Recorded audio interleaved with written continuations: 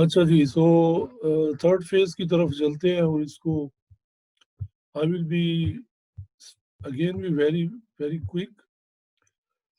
मैं आपको main factors उसके आपके साथ डिस्कस कर लूँगा और डिटेल्स फिर आपने आर्टिकल में उसको पढ़ लेना इंशाल्लाह।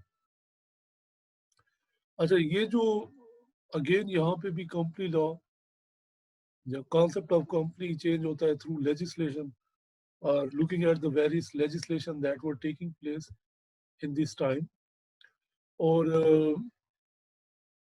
And again the law was being influenced from external factors. तो वो बड़े obvious हैं. You might be aware कि there was a shift towards globalization or capitalization. Even in from the even in China, which is a communist country, you have a capitalist system. So far as the economy is concerned, you see. So there was a global trends towards the capitalism, and because of that, we find a new trend, a new understanding uh, of the concept of company.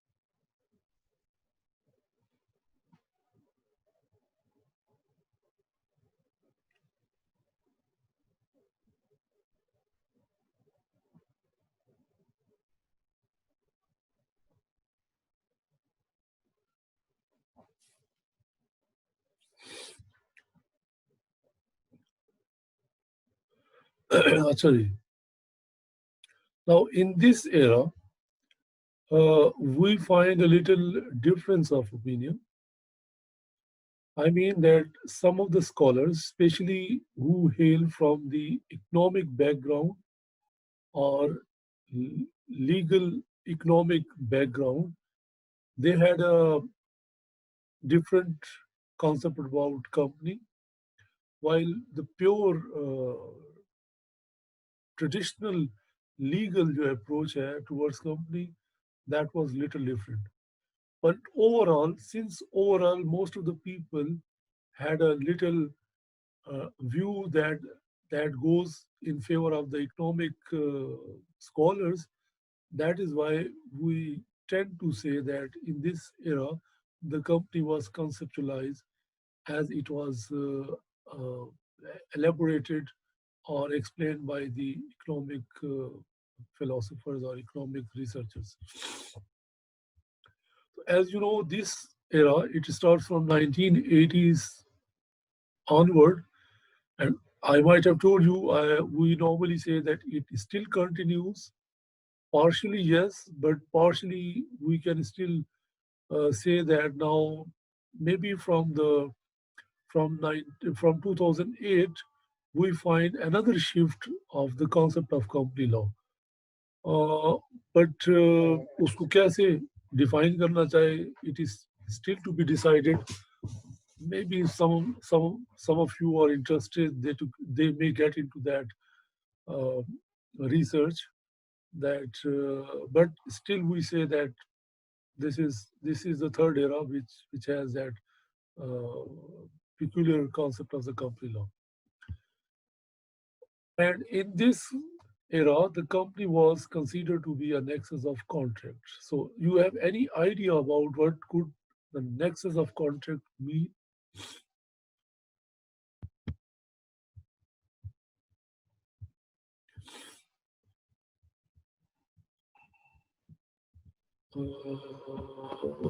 Myra?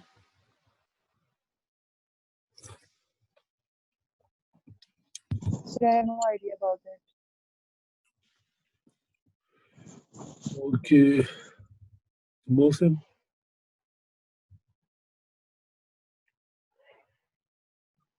Sir इसके बारे में मेरा कोई इतना खास नहीं है। ठीक है. Chale, I think most of you, you might have come across for the first time with this term. And Sir, can initially you please share the slides? yeah, okay.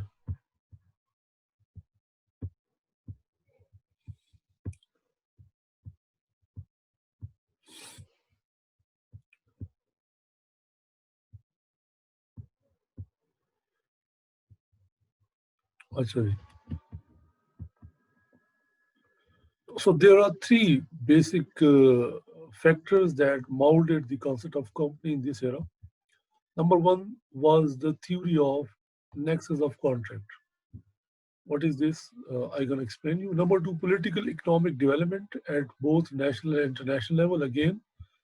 And the third one, and very important, was the liberalization of capital, जो कि somehow linked है previous political economic international level पे जो developments हो रही थी. अच्छा. Now, these were the main factors that happened to mold the concept of company law. और उसका जो अंडरस्टैंडिंग जो कॉन्सेप्ट पिछले एरा में था वो यहाँ पे अब हमें दोबारा जरा सा उसमें शिफ्ट मिलता है, चेंज मिलता है. How, let's have a look on that. Number one, you could realize that in the previous era the managers had become really influential, very powerful. So at least the academicians, uh, they they realize that it's too much. You are sacrificing the shareholders who had become very much irrelevant into the affairs of the company while managers had become more powerful. That is why some of the scholars, they started to do studies, research, especially corporate governance ki research, that tended to show that there is a link between shareholder favored profitable project to further the stakeholder advantage. That is to say, is shareholderism or stakeholderism हम कहीं आगे discuss करते हैं. Many research came forth and which concluded that if you really make the objective of the company to be pro-shareholder, then ultimately it will benefit all the stakeholders. So in other words, they tried to prove and they tried to show that if you are really benefiting the shareholder and if you are really making the shareholder most important into the affairs of the company, that will definitely and ultimately benefit all the stakeholders. So a lot of scientific studies, statistical studies, जो research के types हैं वो सारे इसी तरह होते रहे जिनमें उन्होंने ये prove करने की कोशिश की. Most importantly, the Chicago School of Economics, they pushed the contractarian theory of the firm, according to which the primary object of the company is the maximization of the shareholders' interest. So they also gave their thought, जो भी वो research कर रहे थे Chicago School के लोग, उन्होंने कहा कि the primary object of the company is to promote shareholders' interest or to maximize as much as possible the interest of the shareholder. And they said that it is the shareholders which are important. These are the shareholders which matters and not the company. And the company is merely a nexus of contract. It is not more than that. Okay, now what is this nexus of contract?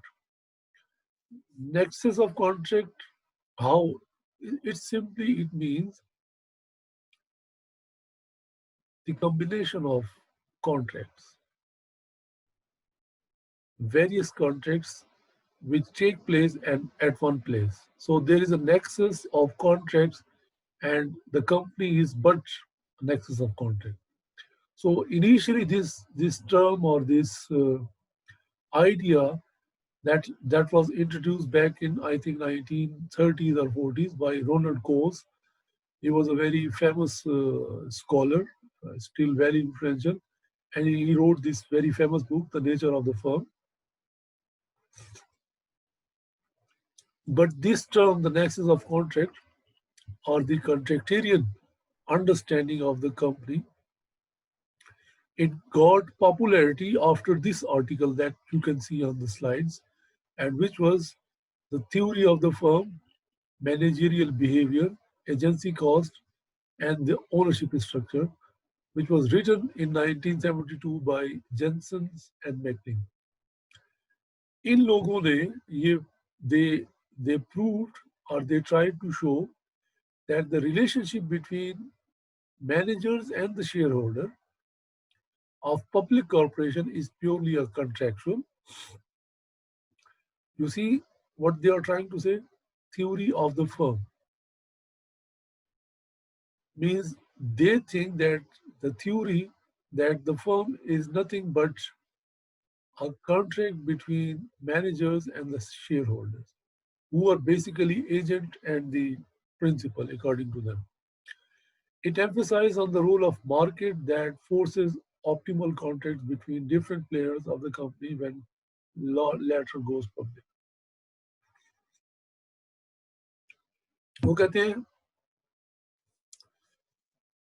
the most important thing in the businesses is the market. It's a capitalist influenced ideology.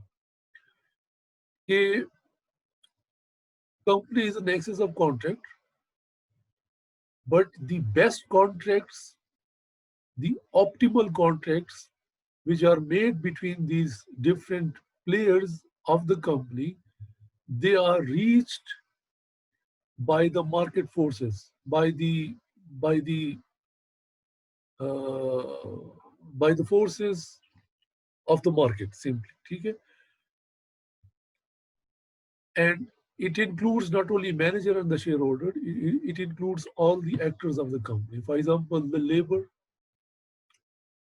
and the company, a contract, the contract between creditor and the company or the shareholder, the contract between major shareholders and the minor shareholders, the contract between suppliers and the shareholders. They said company is just like the combination of all these types of contract, nothing more than that. Okay? You getting it? That is why you call it the nexus of contract. And yeah, as you can see, that this is a set of transactions between people involved in company's business. And company and legal fiction, managers are hired for the services of shareholder as principal, and both parties might pursue their own interest. वो कहते हैं कि on the one hand you have shareholders, on the other hand you have directors. So every individual is basically selfish. So when they will get into a contract, they will be selfish, obviously. So they will try to make their contract as selfish as possible. And ultimately they reach up at a point where they both feel comfortable already. But where do they feel comfortable or easy? This is determined by the market. For example, if there's a demand for the managers who deal in the IT, so obviously he will be getting more from the shareholders for the employment as a director as compared to any other field. So this is what the market, which is going to determine the relationship between managers and the shareholders. Thus principle gives some appropriate incentives and incur cost known as agency cost. So Jensen and Meckling says these both people, I mean the principal, which is shareholder, he will be trying to incentivize the directors and the managers So when he incentivizes the directors, obviously he incurs some cost. जब आप किसी दूसरे को incentivize कर रहे हैं, तो अपनी cost आप बढ़ा रहे हैं ना. You could be paying more to the managers to manage your companies, so that you are incurring more and more cost. And this cost is known as agency cost. You might have heard this term.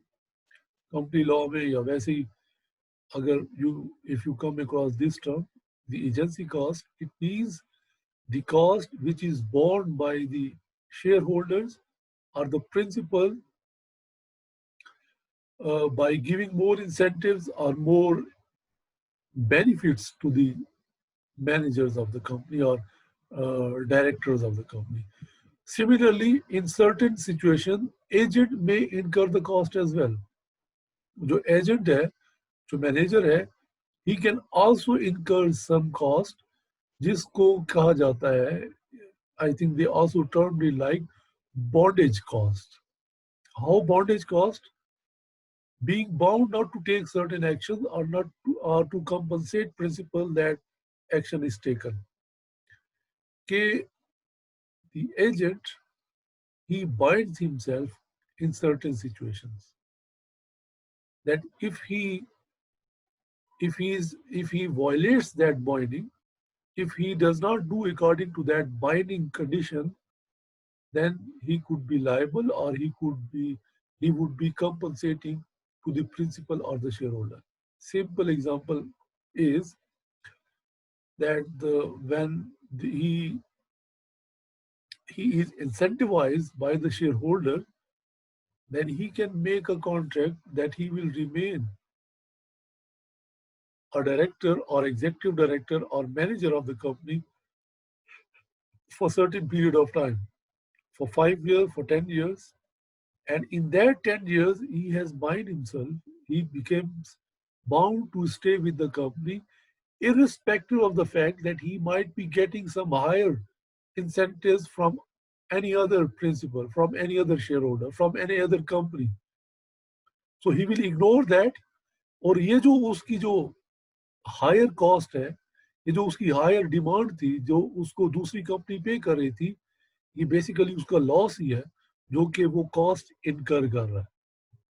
So that is called bondage. He bound himself with the company A and not to go to the company B, and the company B may offer him more incentives, but he would not be taking that incentive. If he takes that incentive, he may be pay back some of the incentives or some of the things that he had already taken from company A, and that cost is known as bondage cost. Do you understand, Myra?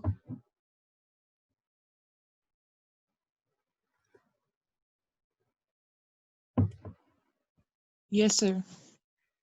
बताएं जरा bondage cost के बारे में दोबारा.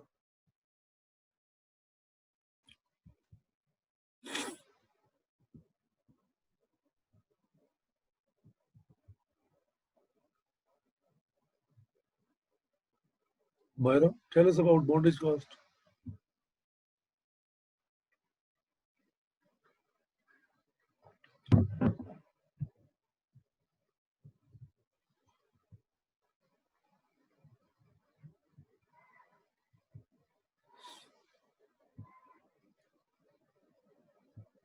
Is he around?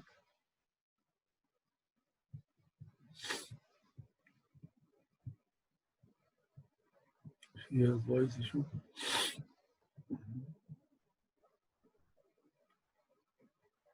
Rabia,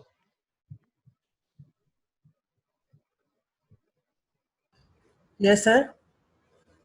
do you understand by bondage cost? Yes, sir. Tell us.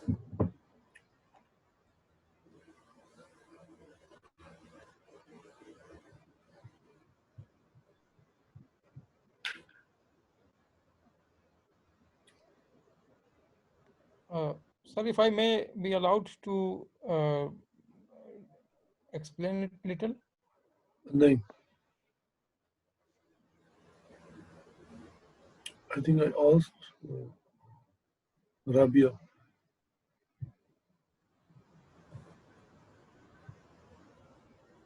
Is she wrong?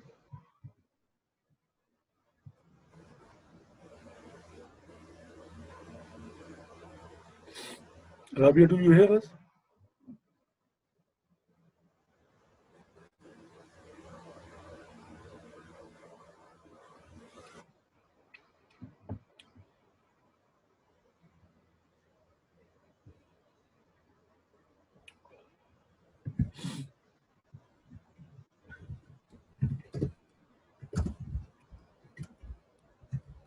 Well, I am in Islamabad as well.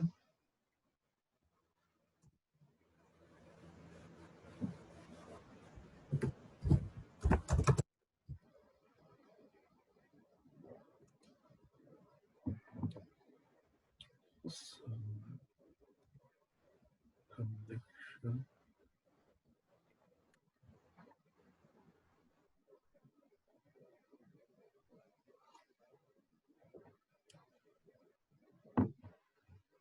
Okay, so yes, Sarmad.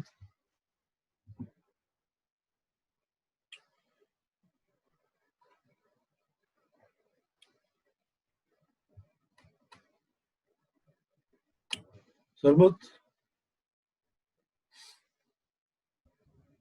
Sir I am audible? Yes. Sir इसमें जो agent होता है उसने certain action से उसको रोका जाता है कि वो ये अंडरटेक नहीं करेगा, और अगर वो उनके खिलाफ जाता है या कुछ करता है तो फिर उसको एज अ कंपनसेशन उसकी कॉस्ट पे करनी पड़ेगी। और कॉर्पोरेट लॉ के कॉन्टेक्स्ट में उसकी अंडरस्टैंडिंग हो गई आप, that how the managers they also incur bondage cost. Ji sir, चूंकि वो मैनेजर जो होते हैं वो एज सर्विसेज प्रोवाइड कर रहे होते हैं, तो वो अगर कुछ भी ऐसा करते हैं जो कि उसके खिलाफ है तो फिर वो उसकी कॉस्ट भरेंगे। Okay, जागते रहे आप लोग, ठीक है? Through the means of contract, they then conclude and they say, Meckling and Jensen, both actors can minimize their cost.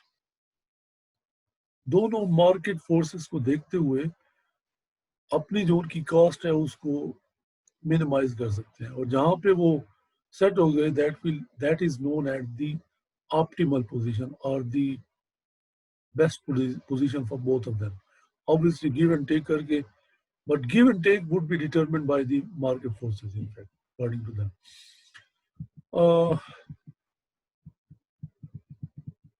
Clockman को इनको मैं जरा स्किप करता हूँ, ये दो term not difficult but let's have a look on that. Shareholderism, corporate governance में और corporate law में you will come across these terms, shareholderism and stakeholderism. Simply I just read it and you would be able to understand.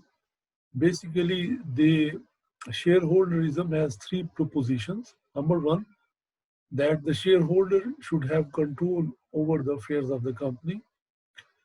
इसके पीछे एक बड़ी debate चलती रहती है, बड़े उसके पीछे डिस्कशंस और आर्टिकल लिखे जाते हैं, whether it should be pro shareholders or pro stakeholders. अभी भी स्प्लिट है, अभी भी करंटली भी इसमें स्प्लिट है स्कॉलर्स के दरमियान. There are scholars who are pro stakeholders and there are scholars who are pro shareholders. So firstly, that shareholders should have ultimate control over the affairs of the company. Secondly, the duty of managers is only towards the shareholder alone and not to the other stakeholders. I mean, labor are irrelevant, suppliers are irrelevant, creditors are not relevant. What are relevant are the shareholders alone. And thirdly, that object of the firm is the maximization of the shareholders' profit. Simply, they are pro-shareholders in all affairs of the company. While the stakeholders, उनका इसी पे दूसरा view है, वो कहते हैं कि the object of the company is to maximize the interest of all the stakeholders. So उसमें all the stakeholders में everyone who could be affected by the actions of the directors or by the business dynamics. It could be creditors, suppliers, it could even be consumer. इन तमाम के interest को consider करना चाहिए जब board of directors कोई action ले. The managers should have duty to all the stakeholders, and stakeholders have a right to participate in group corporate decisions में कुछ ना कुछ से creditors की भी होनी चाहिए, लेबर की भी होनी चाहिए, कंज्यूमर की भी होनी चाहिए, kind of things. Yes, Ubaid. Sir एक रिक्वेस्ट थी कि सर वो 8 बजे सर मेरी अपॉइंटमेंट थी हॉस्पिटल में सर, अगर मुझे इजाजत मिल जाती तो. कहाँ पे अपॉइंटमेंट है? सर इधर Islamabad medical dental college hospital. Fine. ठीक है. I think it's not difficult to understand these two terms. If you have any question, Muhammad Haris है कौन है?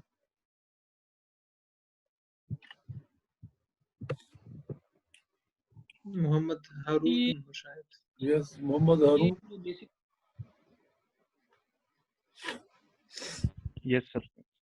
You understand by these two terms at least they're going to be very relevant in the future. Yes, sir. Clear then? समझ तो आ गया sir.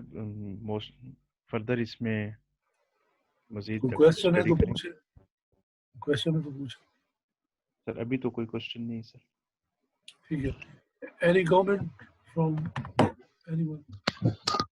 Sir ये जो stake share holder है, sir Jamshed बोल रहा हूँ सर, ये शेयर होल्डर है, इसका लिखा हुआ है कि शुड हैव कंट्रोल, और स्टेक होल्डर के बारे में लिखा हुआ है कि have a right to participate in corporate decisions.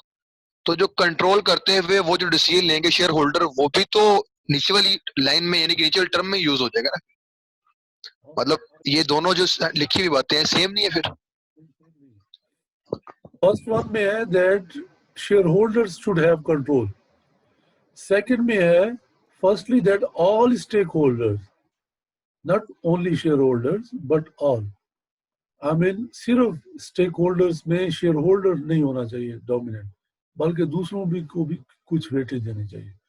So stakeholders में obviously shareholder included है because सबसे ज़्यादा stakes तो perhaps we can say कि shareholder के ही होते हैं. वो you cannot exclude him from the decision making. That's why he's already in. But they say that in addition to the shareholder, also kindly include the labor, kindly include the consumer even, the creditors in certain situations.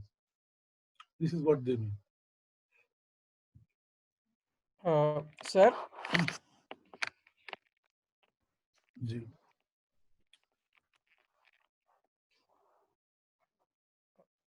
Ji please. sir, am I audible, sir? Yes. Sir मेरा एक comment था इस बारे में, जो हमारा जो comparison है बिटवीन शेयर होल्डरिज्म एंड स्टेक होल्डरिज्म. हमारे यहाँ पाकिस्तान में पर्टिकुलरली हम अगर बात करें तो हमारे यहाँ एक जो कारपोरेट कल्चर एक्चुअली उस तरह से डेवलप नहीं हो पा रहा. यहाँ पर एक सेठिज्म है. सेठ के पास मशीनरी है और लैंड है और उसने उसके ऊपर अपनी फैक्ट्री लगाई है. Now he is working to maximise his profits only. तो यहाँ पर एक्चुअली यहाँ पर उन तमाम कंट्रीज यहाँ पर कॉरपोरेशंस फंक्शन कर रही हैं eight independent of the rigid control of the shareholders. Those corporations also make good profits और उससे ultimately other stakeholders भी उससे properly benefit करते हैं. तो मेरे ख्याल में जो stakeholders, although I'm not in favor of complete control of shareholders, but I guess the stakeholders should be given at least an enabling environment to participate into the affairs of a corporation. और एक अच्छी corporations ऐसी ही हैं जहाँ पर stakeholders की के stakes को, उनकी बात को सुना जाता है. और ये दुनिया में जितनी भी कॉरपोरेशंस ने तरक्की की है, उसके एग्जांपल वो सक्सेसफुल इसी वजह से है कि वहाँ पर स्टेक होल्डर्स का एक पार्टिसिपेशन होती है। वहाँ पर रिसर्च एंड डेवलपमेंट तो हमेशा से ही स्टेक होल्डर्स ही लेकर आते हैं, और इसी वजह से ही कंपनीज आगे तरक्की करती हैं। हम जब इसको पाकिस्तान के पर्सपेक्टिव में देखते हैं, हमारे यहाँ अनफॉर्चुनेटली जो सेठ है वो कह रहा है कि मुझे R&D करने की ज़रूरत नहीं है, मुझे इनोवेशन लाने की ज़रूरत नहीं है, मुझे अपनी ब्रांड को, कंट्री को या अपने ब्रांड को प्रमोट करने की ज़रूरत नहीं है, क्योंकि मैंने जितनी की इन्वेस्टमेंट की है मुझे प्रॉफिट मिल रहा है। लेकिन अगर कॉरपोरेशन हो, तमाम स्टेक होल्डर्स जिसमें कंज्यूमर्स हैं, जिसमें इन्वायरमेंट है, जिसमें स्टेट है, जिसमें सप्लायर्स हैं, क्रेडिटर्स हैं, तमाम स्टेक होल्डर्स को अगर का इंटरेस्ट को अगर वॉच किया जाएगा तो corporations on the whole can benefit from participation of larger participation of stakeholders. This is what I want to say on this particular issue, sir. Very good comment. I will come back to you later, but very good comment. Any other comments?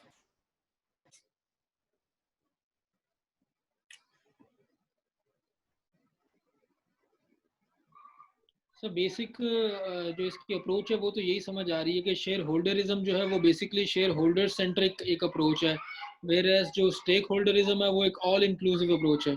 Yeah. Yes, but as I told you that post 1980s, the scholars tried to show, they did research and they tried to show that if you keep the company pro-shareholder, primarily if you remain pro-shareholder,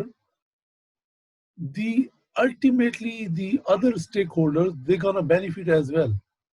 The argument hai, they say, for example, if you really give more return to the shareholders, the wealth of the shareholder increases, then ultimately he invests into another adventure, and then by getting into another advantage, more jobs are created, more economic activity is generated, etc., etc. These are their arguments.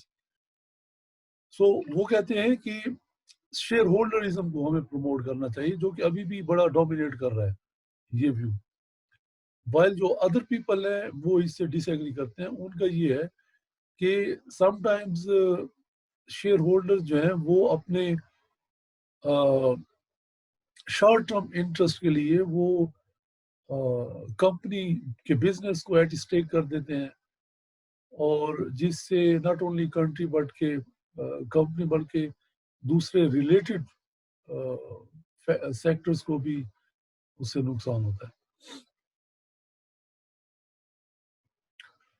और responding to Rafi's remarks, you are very right, Rafi, that we have Sethism. Basically, in Pakistan, we are said to have the family ownership of the corporation.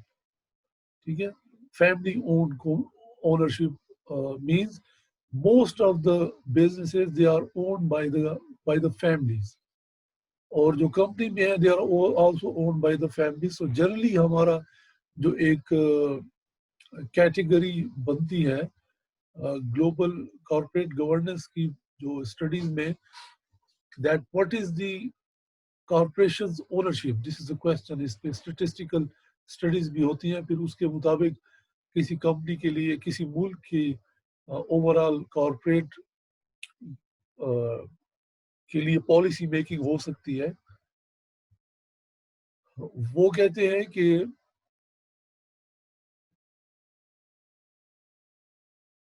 Yes कि who own the corporation, whether the big shareholders they own a company or many shareholders own a corporation. तो ये जो trend है they vary from country to country. Pakistan में big share of the company is owned by few people or by the family, and so we call it that the companies are closely held some close people are holding the company, while on the other hand, where there are more shareholders of a company, in that case, it is said to be widely held. More people hold share into that company.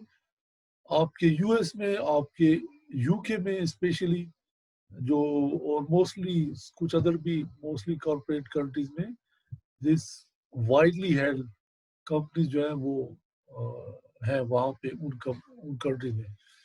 There is a lot of distortion.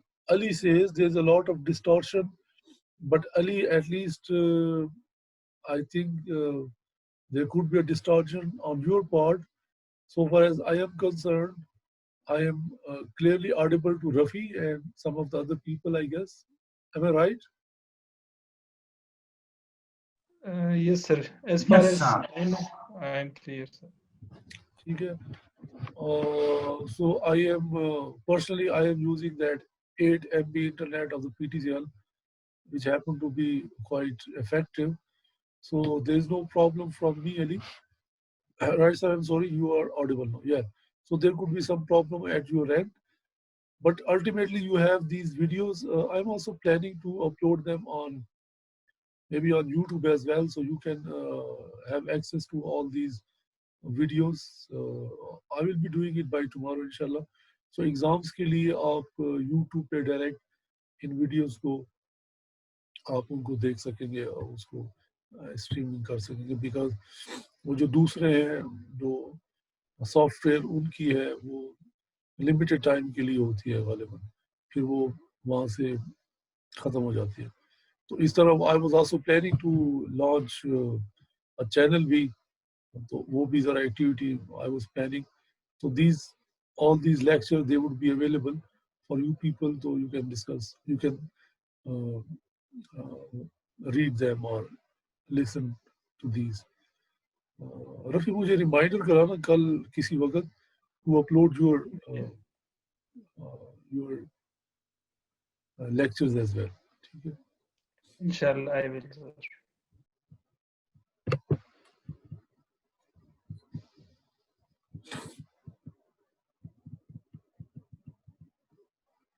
So now about this theory, as I told you, basically it came from the economist. Liars इसको resist करते हैं. Liar कहते हैं कि नहीं, this is not a creation of any contract kind of things. Company is basically a creation of the law. ठीक है, कुछ ऐसा ही है. हमारी